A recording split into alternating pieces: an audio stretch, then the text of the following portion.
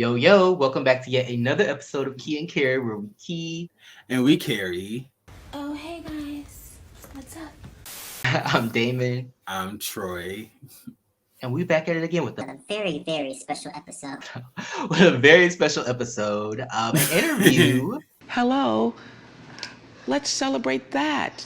with Tysheem W, also now known as Tasheem Ingram. Since you guys last seen me, everything about me is new. I have a new home, a new outlook on life, and a new love of my life. I left New York 3 years ago because the drama was becoming overwhelming. I was in unnecessary bullshit because of me, because I was dealing with some mental illness things that I needed to take a break and handle. Now, I'm in love, I'm happy, and I think I'm ready to be back around this group again. From the come up, first of all, from Bad Boys Club, and also the come up season 2 and season 4. So, how you feeling about this interview? I'm excited. I'm excited to kind of pick his brain, especially because like season 2, he was really polarizing, and like this season is a completely different tie. So I'm looking forward to it. I'm excited to interview someone again, and like someone that has such a story to tell. I mean, there's so much to touch on, so like I'm excited to like get into those things, and you know, just speak about his experience on the show, and maybe also speak about his experience at Bad Boys Club. Talk a little bit. Did you watch this season of Bad Boys Club? I did, which is why I have so many questions. Oh my god, I have so many questions. I guess we'll get right into it after a message from our sponsor. I want to tell the people out there that thank you for supporting me, and if you don't, suck my. Hello. Thank you for being here. Like, yes. Well, first and foremost, yes. Thank you for being here, and thank you for taking time out of your schedule. You're a very busy schedule because we know you are you're engaged. Okay, yes. Guys, there's no question off limits. You can ask me whatever. I'm here to be an open book. Okay, because we got some questions though, man. Do you just kind of want to give like a sentence about like yourself, like kind of how you present to the world? I know you're kind of like a public figure now, so how would you describe yourself?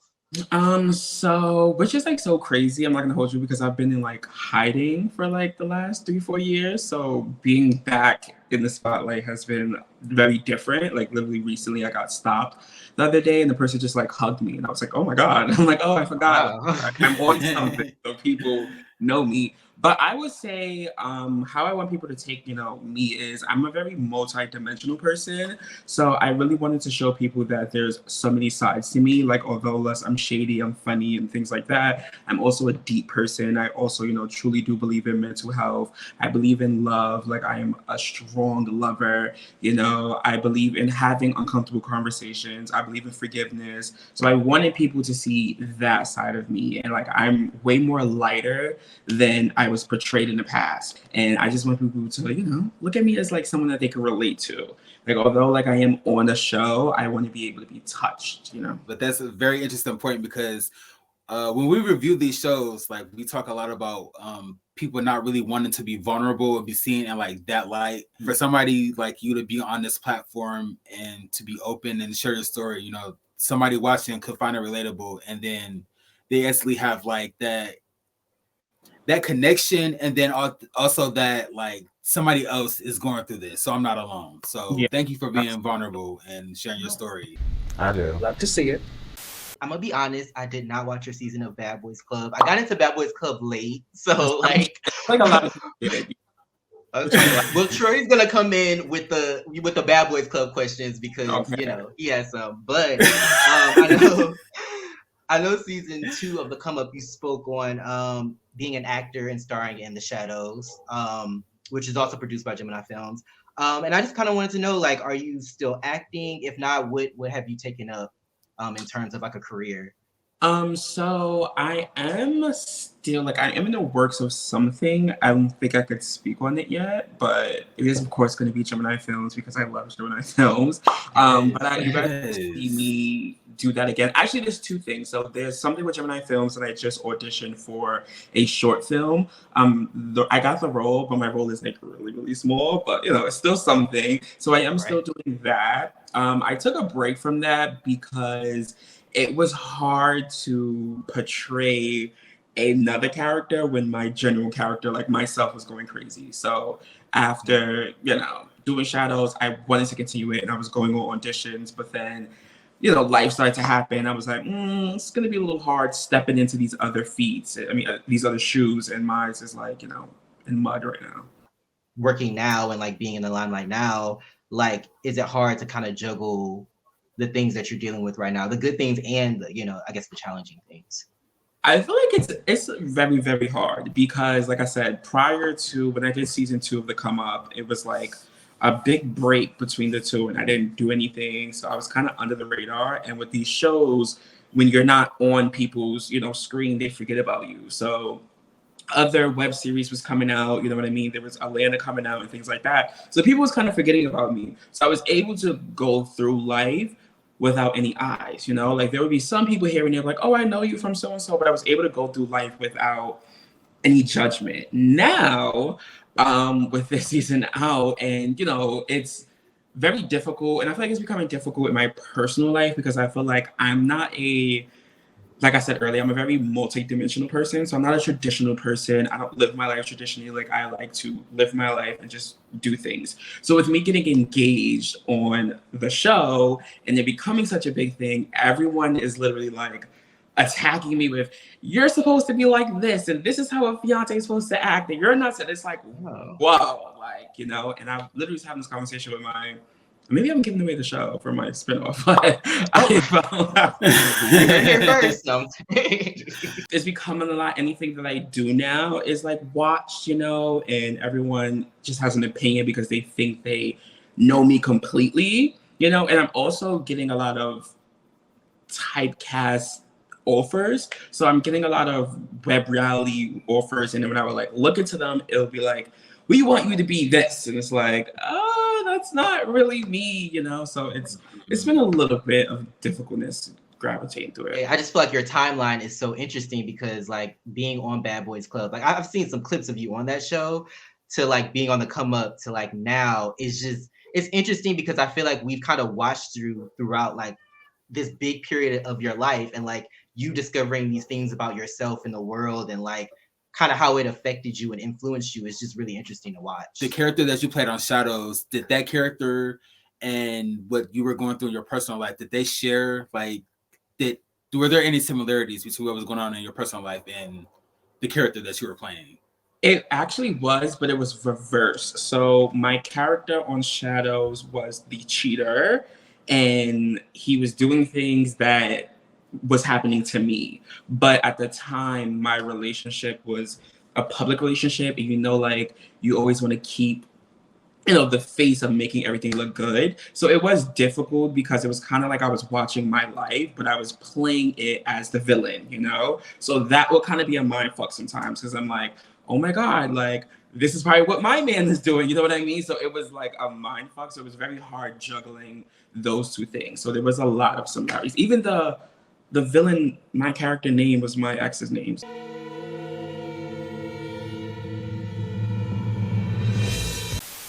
Messy. Who wrote that in there? Because they need foot up their ass.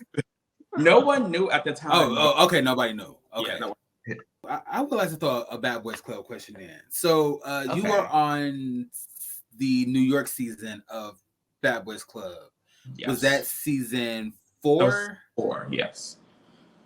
Okay, so I guess back to the question that I asked earlier with like the similarities between the characters. So was there any difference, or was there a difference between filming Bad Boys Club and then filming The Come Up season 2? Yeah, there was a big difference. One, I think what tripped me up was season 2, because I feel like my character on Bad Boys Club and my character on The Come Up season 4 are the same. It's more of who I am, and I was more cautious. With The Come Up season 2, it was another period of my time, like from the Bad Boys Club to The Come Up was years in between. So I felt more entitled. Like I felt more like I've been doing this. Y'all need to respect me. Like my energy was more there with it. Whereas in season 4, I felt more like I'm an OG. Like I don't need to do this. But season 2, I feel like I proved something. Right. So to go back to your question, the experience was a lot fun in Bad Boys Club because it was a brotherhood. So we would film the show, but the cameras would go off and we would still be together. When we did the come up, we would film and we would separate. So I didn't have, like, with the Bad Boys, I have a relationship with all of them because we shared an experience. With the come up boys, I don't really have a relationship with them because it's like, we did a job, like we filmed together and it was like, all right, peace. Like I don't have that bond with them. So it was very different. I think that's why I was so able to go so low on the come up because I didn't care about them. It was like, okay. The Bad Boys Club, was that your first time meeting O'Neal? Or had you guys had like a Yeah, I've known relationship O'Neal prior? literally since I was like 15 maybe. Like I've known O'Neal for like a decade. Wow. Like I've known him for Wow. so yeah, we just so happened to get on the show together. Like we both auditioned separately and then we just so happened to both get picked. Like Karan didn't know we knew each other either. So it just worked out. Wow. Oh, that's dope. How did y'all know each other? We knew each other from like that. Like we both are from New York. I don't know. Are you guys from New York? Where you guys from? No, where you guys from? No. Detroit. We're both from Detroit. Detroit. Yeah. From Detroit. Back in the days, they used to have this thing like, well, on MySpace, they used to have like these groups. So it'll be like the Fly Kids or like the, you know, so we was in the same group and we both were gay. So we just gravitated to each other and we literally been cool like ever since. Bro. My fiance, his boyfriend, they're best friends. So that works as well. Wow. Okay. A lot of double dates. Okay. Like, Matt Here for it. Mills That's dope. and his boyfriend's housewarming. We met at their housewarming. And literally the rest. that's funny. I was actually gonna ask about that. So I know you mentioned that before. So like, how did that happen? Like, did you see him and like you were like, oh, he's cute. Like, you spoke to him first. How did it happen? So O'Neal, his boyfriend, they've been together for like 5-6 years, I believe. Like that's O'Neal's boyfriend's best friend. So I would see him like here and there, like on Instagram stories, but like we wouldn't speak. So like one day he followed me and I don't know, like the story is like very like, he has one way, I have my way, so I'll tell my side.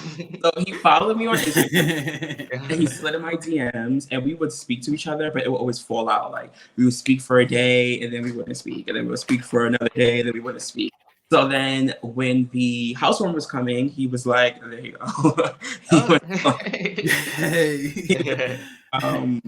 You know, I'm going to the housewarming, you know, I should see you there. And I was like, boy, no, because you don't know how to keep consistency. So absolutely not. So like I had in my brain that I was going to see him there, but I wasn't like super excited. I was a little excited. You know, I was like, whatever. Oh, it's so funny because I feel like that's such a common thing. Like people being like inconsistent or like just dealing with other things. But for you to know that and then like now it's like, this is the ultimate commitment now, you know, about to get married. So it's cute to see that like happen. Yeah. I wanted to know, how did you know that he was, I don't really believe in saying the one, but like, how did you know you want to spend the rest of your life with him? So it's really weird because I am an only child. So I'm very like, a lot of people don't know me, you know? I think as an only child, you kind of build up this thing of being a chameleon. Like you're able to fit in a lot of groups because, you know, people don't really know who you are. So with him, it was the first time that I was like myself. Like I caught myself doing things that I do by myself with him. And I'd be like, oh my God, like he's like, you know, and he never judged me. Like he always just either joined right in or just let me be. Like he's just always been like my best friend.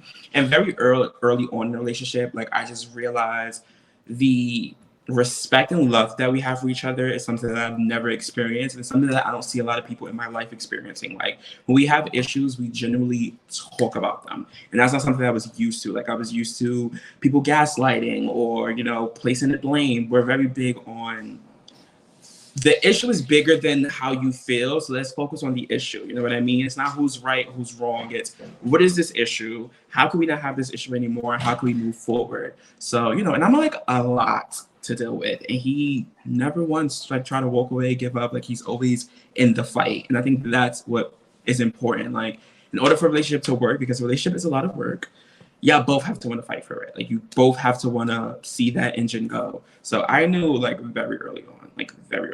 I wanted to know, what was your like first thoughts when he got on one knee? Because it's so interesting like seeing that happen, because I feel like once somebody does that, it's like it creates this reaction. Like it's like, oh, like one simple gesture, everybody's like, oh my God, you know? It was really funny because the conversation of marriage was like something we really truly was happening away from the show. You know what I mean? So we were really having that conversation, and I just remember I was like in my head, I was like, listen, like I want to marry this guy. So originally I was gonna propose. Like originally in my head, I was going to have that moment to be the moment where I was gonna propose, but I chickened out.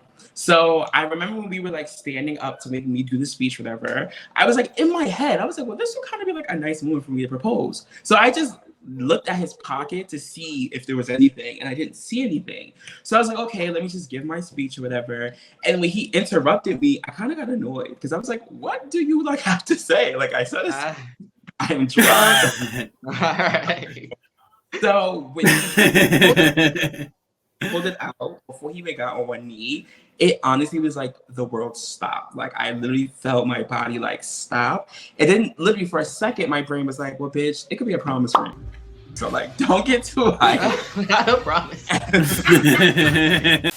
We were filming, everyone was screaming. So like my brain was just like, yes, make sure you say yes. But I kind of was just like, overwhelmed with emotion. Like it wasn't until like the next day where I was like, one, I'm so glad that we're on the same page because like I said, I was gonna do it anyway. So which is further, you know, let me know that like we're here, like we're on the same page, going to the same places.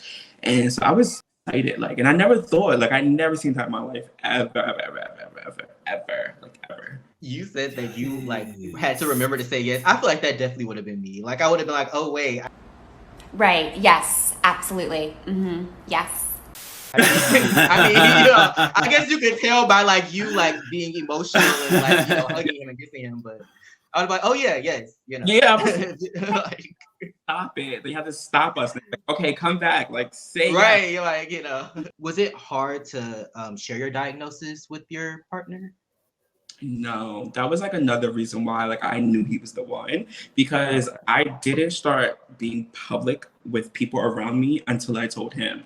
So like my mom knew and my family knew, but like my friends didn't know. Like they found out when I was dating him, and it was so natural that he didn't. Yeah, like he didn't really ask me anything about it. He kind of just like, that makes sense, you know. Cool. Like let's just, you know, roll with the punches, and however I can help. So it was pretty easy. How does your fiance like help when it comes to like I guess like calming you down, or if you feel like if you feel like you're being attacked, or if somebody provokes you, like does your fiance have any like techniques or tactics that he uses to kind of bring you back to earth?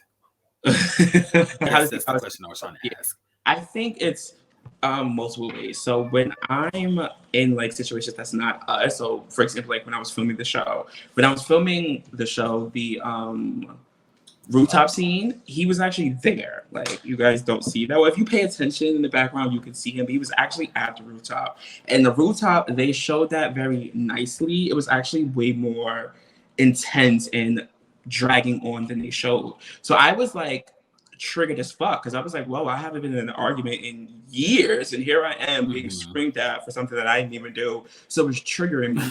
So what he usually does is I just need to get it out. You know what I mean? So he always just listens to me, and he's not listen to me to give me his opinion. He listens to me to listen to me and let me get it out. And then it's like, okay, what are you going to do moving forward? It's not, well, I think you were, I don't need to hear that. That's a trigger to me. That's just going to piss me off. So he listens to me to listen to me, let me get it all out. Can you go upstairs? I know, it's probably so like interesting to be saying this, and he's like standing right there. That's funny. Listen to me, and you know, just get it out. So I think that works, and he's able to not use my sickness against me. Like he's never like, there goes that bipolar again, you know. Like he's just like, I'm sure in his brain he knows, so he doesn't take things personally. So like sometimes I can go off the handle, but he understands like, okay, that might be a moment for him. Let me see him where he's at, and you know. So we balance each other out a lot. You spoke about being like triggered with the argument with KII and Joel. Is that something that you kind of like feared maybe coming into the come up again? Like, you know, especially just given your history on the show, like how did you prepare to like deal with that? I don't think, I'm gonna be very honest with you guys, I don't think I was prepared for that moment because, like I said, they cut it down like so short. It was so long and so drawn out. Like, I literally, like, I'll give you guys a production secret. I had to, that was my first scene I ever filmed. Like, that was my first scene. Like, that was my first time being on camera. And then I had to leave that scene and go film the scene with Fitz and Spanky. So leaving that scene on the rooftop, I was physically shaking because I was like, what the hell just happened up there? You know what I mean? And coming onto it, I didn't think we was gonna have these problems because the difference between season 2 and season 4 was we were all kind of familiar with each other. So I didn't know Joel, but he knew Andre and I knew Andre. So you know what I mean? There's a respect, there's a familiar there. I didn't know Tyrone, but we knew a lot of the same people. And I knew Nakai, like I knew Nakai from before. So I didn't think, like I thought we would have like little stupid stuff. I didn't think it would be like that, you know? And I think Nakai wasn't really triggering me because I knew Nakai, so I knew what his energy would be. Joel was triggering me because I was like, I don't even know you. You're literally foaming from the mouth right now, and this has absolutely nothing to like. So I was taken aback by it. And it was like, as we were sitting there, he was getting more and more and more and more mad. And we were sitting next to each other. So it was like beaming off of me because I'm really big on energy. His energy was like transferring off to me. So it was just bad. So I was literally gonna quit. I was like walking out that scene. I was like, I'm not doing this anymore. Like I cannot. I didn't answer the call from nobody. Like I was ready to walk away. Like how long did that argument last? It was literally, I wouldn't say like a good 2 hours. Like it was so long. We were there. So how they showed it, like how they show us just like walking in one, it's not like that. Me, Binky, we were there for like a good hour. And then Joel came. And then we were there with Joel for like an hour. And then Andre came. So we were already, that was the reason for, I'm probably jumping, but that was the reason for me getting up. Because I was like, I'm not trying to be here all day. You know what I'm saying? Like, clearly we're filming a show, so we all know the issue right now is you two, okay? Nakai already brought it to the group. So let's just get this show on the road. Let me handle this as an adult, take it out separately. And, you know, and Andre knew that. So that's why I was, no. Do you regret, like, standing up, like, even now? Or do you just think, like, it was a misunderstanding and... I don't regret standing up because I did what I felt like I needed to do in the situation. And it really showed me who they were. So I was way prepared the next time I was around them. So I don't regret it at all, like at all. I wanted to talk a little bit more about your mental health and, you know, your diagnosis. I just wanted to ask if you could kind of describe your disorder in your own words. So I would say, because I'm like way good now, so I gotta like go there. Like on my regular day-to-day basis, my energy doesn't go up and down.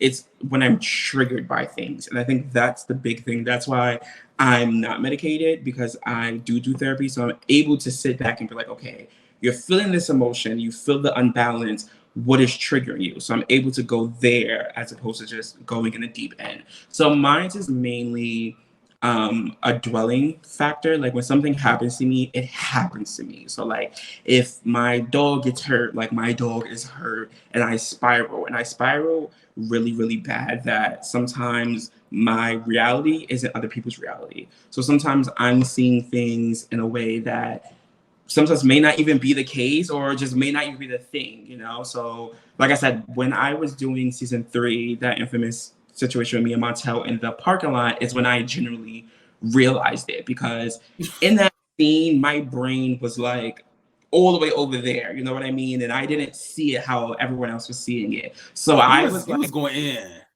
Yeah, I was very angry. I didn't understand because I didn't understand the diagnosis. So I didn't understand that you can be hallucinating without hallucinating. Okay. Like I didn't know that much. So mine's back then would be those things like hallucinations, extreme depression. Like when I was dark. I would always have, it is not like a voice, like it's not like another voice. It's kind of like your inner thoughts. My inner thoughts would tell me like, how fast can you kill yourself? Or what's the quickest way? You know what I mean? But it would be more constant all the time. And it would be a lot louder as opposed to like your inner thoughts, like back there, you hear it, but it would be like at the forefront, like I couldn't hear or think anything else. So now it's more so if I'm triggered, It's more like my anxiety is extremely high and I still can go low, but I do have a great support system around me. So I don't tend to go extreme low like I don't.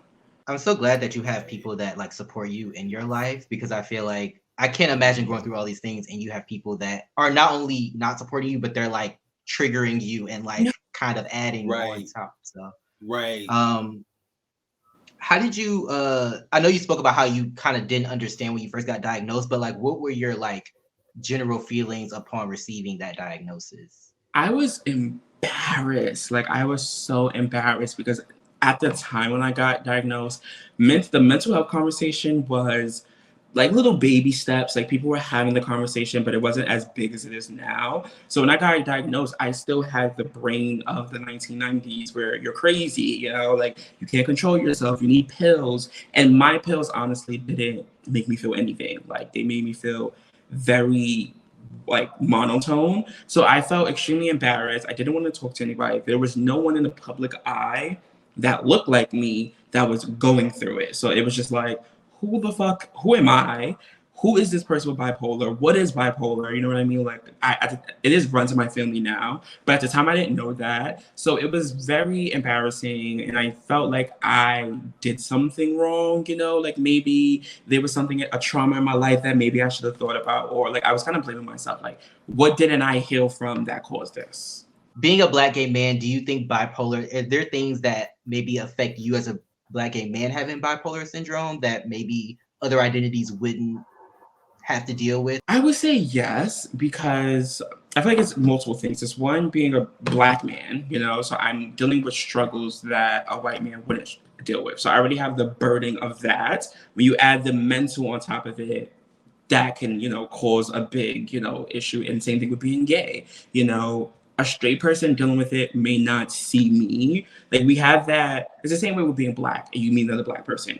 You see each other, but you don't really see me because I'm gay and you're straight, and we have a different experience. So if I meet a straight person with it, we have the same experience, but you don't also have the add-on of being Black, being gay, having those struggles of feeling already judged about being gay. And I'm not a passing gay. Like I'm very feminine, I'm very flamboyant. So I'm always in a thought process of, am I in a safe space? And now I have to worry about like, am I in a safe space that's also not going to trigger me and I don't have an episode? So it is definitely, I feel a very different experience. Do you think you could probably use like some of the things you've used to like deal with your diagnosis to deal with like other struggles you would deal with being Black and gay? Absolutely. I feel like during the pandemic, I know it sounds crazy, but during the pandemic was the first time I really realized what it was like to struggle as a Black person, because in New York, it's such a melting pot. And I can say I've never experienced racism. I might have experienced microaggression and I didn't realize it because again, we're learning that now, but I never experienced, you know, full on racism. So when the George Floyd thing happened and I was watching it and you're home, you know, we're all locked in and you're just watching this man life get taken and you're watching us protest all this, it really hit me like, wow, our lives really do not mean anything to people, you know? So with that, I do have to understand that it's not personal. You know what I mean? Like we have the magic that they don't have. So of course they're gonna hate us. Of course they're gonna be upset. So when I see, or if I'm in a space with a white person that's uncomfortable, and I feel the same way about being gay. You know, I feel like being gay is literally magic. We literally have the magic that straight people do not have. So when I'm in these situations where I feel judged or I might be attacked, I'm more of an understanding like, baby, I understand. It's a little bland over there. You want the little good. You spoke about microaggressions, you know, mostly with like race, but have you ever experienced like microaggressions due to your diagnosis? Like telling someone and they kind of, yes, I guess, acting a certain way, I guess, because of that? Yes, which was why, because I knew about it when I did season 2. I knew about it, but I was very hesitant to speak on it because when I had a falling out, I want to say it was maybe between season 2 and season 3, or season 3 at the tail end of it, I had a fallout with one of the cast members, which I'm not going to say their names because they're not important.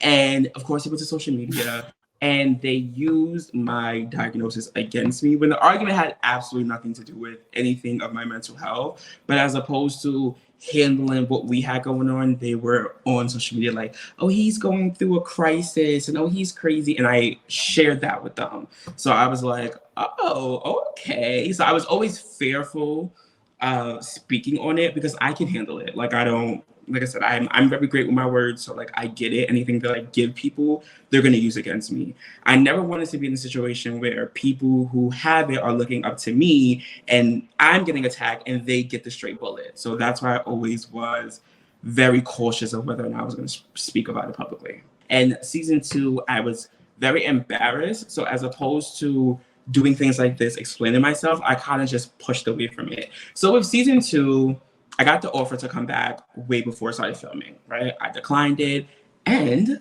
I pushed Ant Dog, because me and Ant Dog, that's how we knew each other. So I pushed Ant Dog like, hey, I know this kid, he's dope, y'all should get him. When we fell out, me and Dog fell out, they circled back around, they were like, hey, do you want to do the show? So I'm like, okay, cool. I knew Montel because when I did Bad Boys Club, Montel was security for Bad Boys Club. So we knew each other, and when he did fun, I reached out to him when I watched what they were doing to him. I reached out to him. I'm like, yo, like, keep your head up. You got this. Like, so when I came on season 2, I didn't have the brain of Montel being my issue. I didn't have the brain of Ant Dog being my issue because I knew them. So when they were doing the things that they were doing, that's why I was so on 10, because I was like, I was hurt. But at the time, I wasn't emotionally evolved where I can just come to them and be like, you're hurting my feelings. So I was on 10 and I was on go because I was like, what are y'all doing right now? And like I said, I was also entitled. I felt like I'm an OG, respect me. Like, Montel, baby. So are you in, I saw on Instagram, I think you and Montel, you guys are kind of cordial, say friends, but you guys found like common ground. And I think that's dope because we're all for like resolution and maturity, grown man shit. So how did that come about? It wasn't an easy road because I think with me and Montel, what we generally have to understand is we made an iconic moment together. So anytime he does anything or I do anything, it's gonna come up, So we would get to common grounds. Like before we ended season 2, we were at a common ground. And that's why it's really important for me to do things like this because these boys spin things. So when we argued on the rooftop, we do our confessionals later. So Montel apologized to me when we were doing our confessionals, like, listen, I apologize, blah, blah, blah.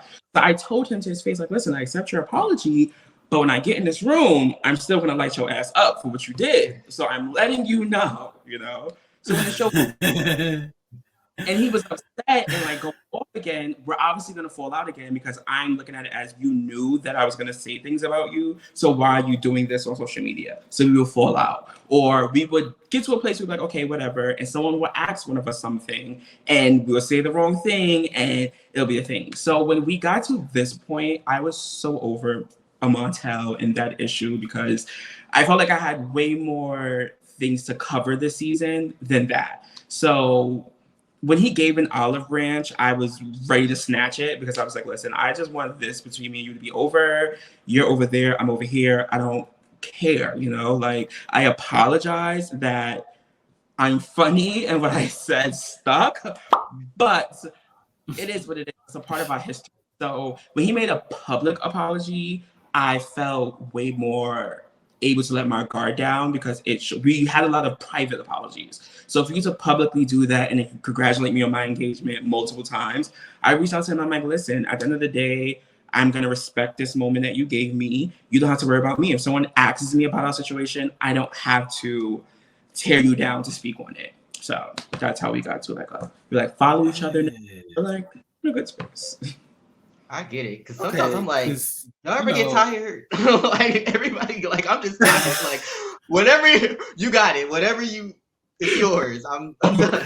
Like, no shade, but I literally found myself yelling out "sweaty titties" and "struggle bear" at least like twice a week, literally for no reason. Baby, I don't know why people on that rooftop was shook going through it. That scene was a key though. I want to play a game. It's called This or That. Basically, one gotta go essentially. But 2 things, you choose the one that stays. So the first one is the Bronx or Harlem. one has to go. So Bronx has to go. So disrespectful. So disrespectful. Harlem. Okay. Because I know you were born in the Bronx, right? I was born in the Bronx, but I was raised in Harlem.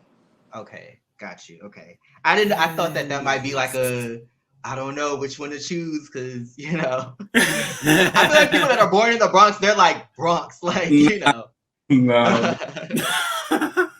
Tauruses or Cancers? I would say that's like really funny because I have both in my life, and I feel like they're kind of the same. So let me see which one I like more. That's in my life. I'm gonna go with. That's a hard one. I'm gonna go with Cancers. As a Taurus, I throw a lot of shots at Gemini, so I can't really say anything about anybody. The next one is Nakai or Joel. No, it needs to be separate. No, it needs to be separate.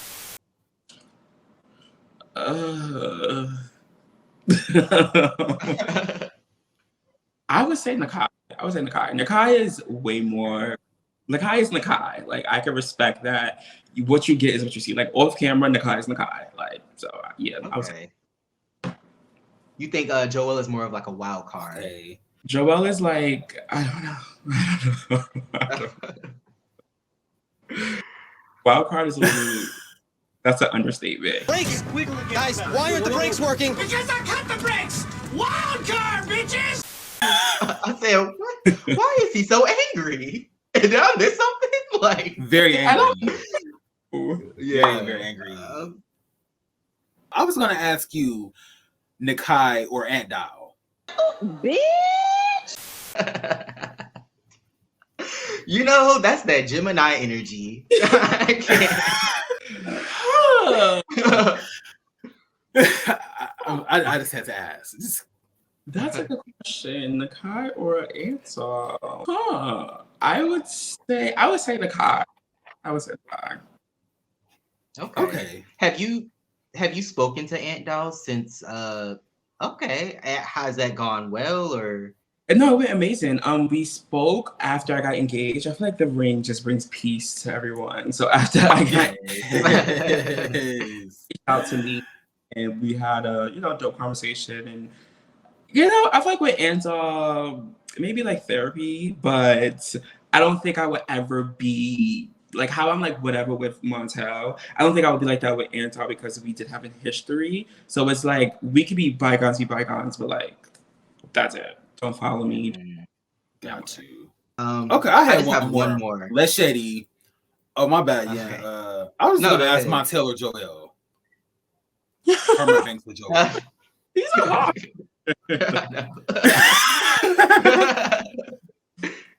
I say Joel.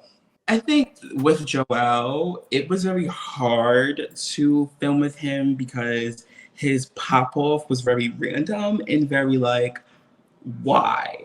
And I just feel like Joel is like a liability to my growth because like his energy is too much where at times I felt like, should I hit this boy? And I'm like, I'm trying to change. So like, it's like hard. No, I honestly, when they were talking about, when you were at the networking dinner, the second one, and he was like, no, it needs to be separate. No, it needs to be separate.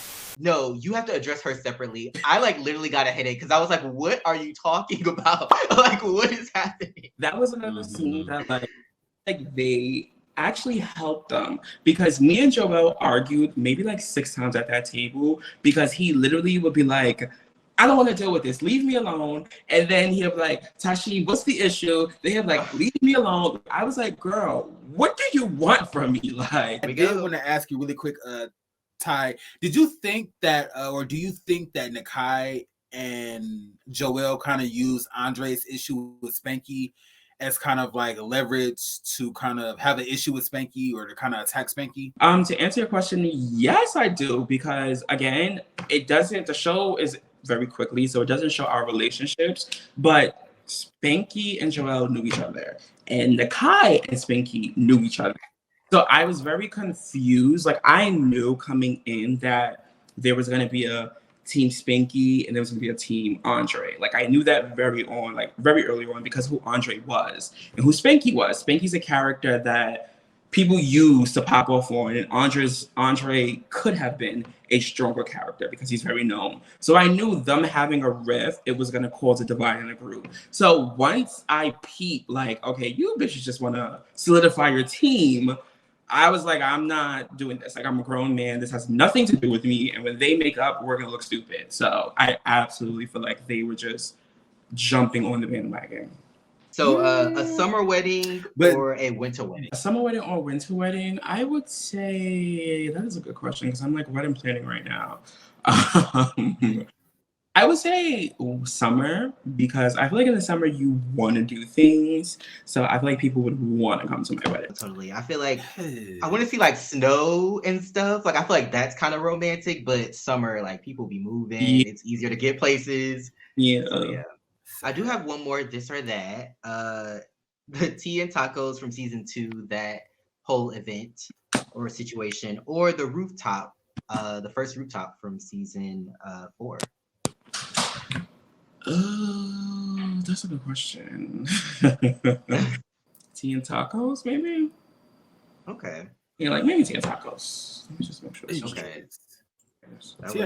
Tacos. Somebody's always getting it on like a gathering. Like somebody is always like, and the best is for both season 4, for both events, we were all on like good space. Like we were taking shots together. Like we were having a great time. So each time in season 4 when something happens, I'm baffled because it comes out of nowhere. And that's like the entire season. Like each time something happens, I'm like, okay, I guess, cool. Like it's like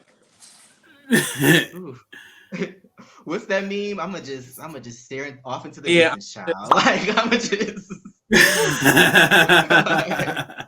especially what's to come. Like the second half of the season is a lot. It is a lot. It's funny you say that because I have a question. If you were to describe the rest of the season in one word, what would it be? Oh, I would say I'm gonna say 2 words. I'm gonna say game changer because it changes everything. Everything that you think you know, everything, like every which way you think things are gonna go, it goes a completely different way. Like I was shocked. It's the plot twist. That cash trip was very, very damaging to this group. Okay. Can you say where y'all went for the we went to Atlantic City. It's like Jersey of New York type of vibe. Got you. Okay. Okay. Did you gamble? No, I was too busy breaking the fights. Ooh, Lord. Hustling. Here we go. Like, I'm probably gonna do Who's it's fine. Was the cash trip, was that O'Neill's idea or was that your idea? No, it was his idea. He said very early on, like we were planning to all come back, that he wanted to do a cash trip. So like very early on, he said he wanted to. I do remember saying that. We were originally supposed to go like somewhere where you get a plane, but considering how the first 2 meetups went, we were like, maybe we should be somewhere where if something happens, we don't get stuck there, we can make it home. Aside from the come up this season, it also came out that you're doing a wedding special with Gemini Filmz. Congratulations. Super exciting. How does it feel to like not only get your own show, but like a show that's kind of based around like love and like something so positive? It feels amazing, one, because I feel like I like high-key manifested this whole like space that I'm in right now, because I remember when like I'm a very big reality TV person. Like I love hip hop, I love basketball, like I love them. So I remember when Chrissy went back to New York, I was like, oh my god, like that would be so dope if like the come up did that, like we all came back. But I was like, whatever. And then when Basketball Wives came back and like people were like brooking them back, I was like, oh my god, another sign, like this would be so dope if we like do this. So when I got the call to come back, I was like, okay, this is me manifesting it. And I just always thought like it would be so amazing to take this and be able to walk away from this group and do my own thing. So I got the conversation came up like a little bit towards the finale. They were like, hey, we really love you this season. You've been so easy to work with. You know, we feel like your story is interesting. We're thinking about maybe something with you. So they were like, when you do your green screens, just bring your significant other so that, you know, we'll have it if we greenlight it. Literally the day we were going to film the finale, they were like, yeah, no, we're going to give you the show. We all feel like it'll be a great idea. So I was like, in the finale, like happy, like I don't have to deal with you bitches no more. All right. You're like, I got promoted. Bye. Like, oh, great. I love that me being authentic, people want to see more of me because I was afraid. I was like, what if people are like, bitch, we don't care, you know? Like when we were announcing it, I was like, people are probably not gonna care. And it was overwhelming of like, we can't wait, we love this, congratulations. So it feels great, but it's also a lot of pressure because I'm the first one in Gemini Filmz. So, and I'm EP, and from the web reality world, a lot of the spinoffs don't do well. So I was like, I really want to make sure that this does well for one, other Black gay couples, 2, for Gemini Filmz, and 3, for anybody that wants to spin off. So like, it's stressful because I'm like, I need to make sure that people want to, you know, watch this, but I don't want to sell, you know, our souls for it. Right. Right. No, that balance is like definitely key. Like not, you know, having it be interesting, but also being true to yourself. So, right. No, y'all got this. Y'all interesting. People love y'all. Like trailblazing. Like just don't sell your soul or put in unnatural color contacts. Oh God. Here you go, Troy. Not color contacts. Listen, I'm just saying. No selling of the soul or no unnatural color contacts. Like if you could give any advice to like your younger self, what would that advice be? I would. Oh, that's a good question. That's a good question. It's multiple things. Like one, I would tell them that everything isn't personal, you know, because I lived a lot of my life taking everything personal. So like anytime anyone did anything to me, I like took it to the heart. And with being diagnosed and with going through that journey, I realized like everyone is going through their own thing. So nothing in life is personal. And second, that people's perception of me is not my reality. So I lived a lot of my life being who I thought people wanted me to be. And it's not a good feeling. Like when people like you, but you're not really yourself, that's not good. And when people don't like you and you're not yourself, that's not good. So I would literally tell my younger self, like, be yourself. It's way fun. Like, it's way fun over here. Yes, the winning team. We need more Tysheem W's on this show. You should become. I'm sorry, Ian. But no, go ahead. Become like a mentor, some type of like coach or something. Just your vibe, your energy, your aura is just. You want to mentor the bad boys? Like Bad Boys Club. I was like, come on. No, don't put them back in their headspace. Not that headspace. No. If you're gonna bring up Bad Boys Club, let me ask you: was your season of Bad Boys Club? Was y'all getting down like the last season of Bad Boys Club? All that freaking on each other and fighting. No. Right. Okay. You're like, no, we were. Okay. All that freaking, and I don't remember. We were on you. All of that nonsense. I'm glad it was way more summer campy, and the space of reality TV was a lot different. Reality TV was kind of in its infancy stage. Like it wasn't how it is now. It was like either you like it or you don't. It wasn't a big thing. So I feel like these Bad Boys Club, they go in knowing like fight, do salacious things. We kind of was like, we want to do something fun. We're here. Like we just want to have fun. So it was way different. It's like way different. Okay. Yeah. I feel like if it was like back then, if reality TV was like it was back then, I would be on reality TV, but like how it is now, I'm like, oh no, like second guess so much. At the time, honestly, for me, the reason why I joined Bad Boys Club because I didn't have a lot of gay friends. So I did not know that web reality was a thing. So I got asked to do it and I was like, okay, whatever, I'll do this. I'll meet other boys from New York and that's it.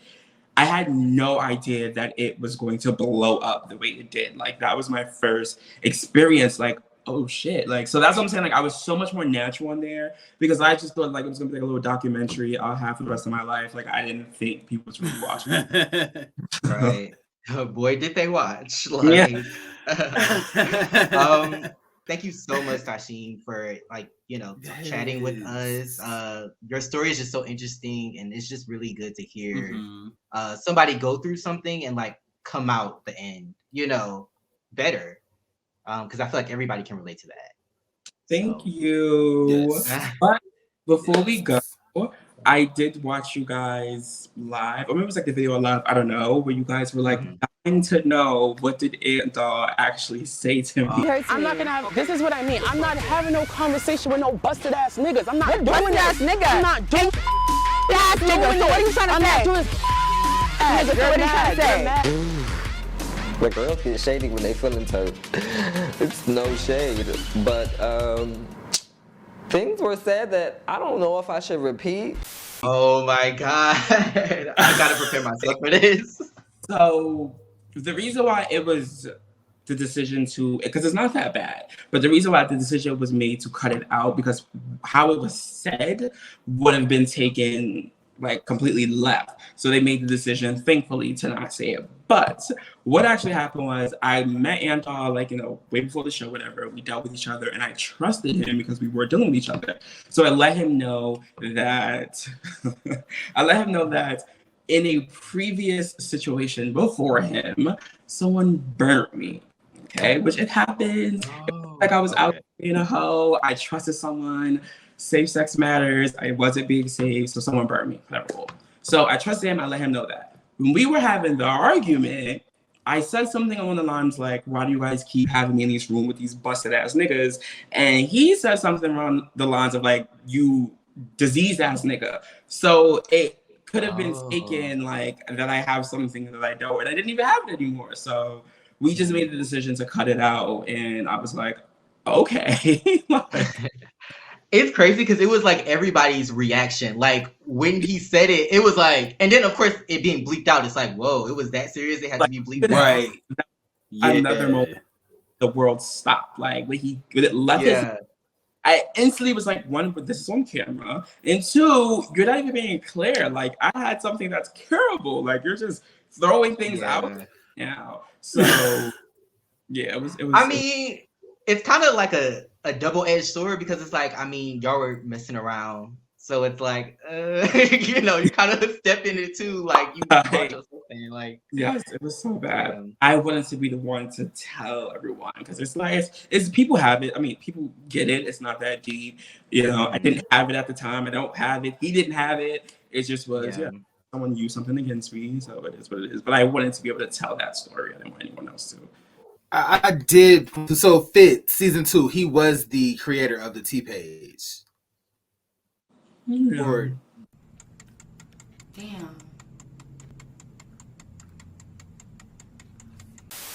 Was it production? Wasn't behind the T page? I feel like it might have been production. It was production. I would say this. I feel like, because I don't know. I feel like the T page was more like Gossip Girl. Like I feel like it was more than one person, and I think people were sending things in, and I don't think it was just like one person being like ha ha ha. I think it was a collective thing, and I think Fish just took the fall for it, but I don't think it was Fitz because the things that they were saying to us, like you guys didn't see, like they were saying crazy and showing crazy things about Fitz. So I was like, well, why would you show this about yourself? Like it just didn't make it to the show because it wasn't interesting. But I don't think it was him. I just wanted to thank you again for talking with us, and of course, to those that will watch this, be on the lookout for Ty's wedding special with his fiance Terrence on Gemini Filmz, so look out for that. Also check out his interview with TTB. There was an article on ttb.com. Him speaking about bipolar disorder and his mental health. So check that out, of course, if you want to hear more about that. Well, thank you guys so much. Literally, this interview was so fun. I felt so comfortable with you guys.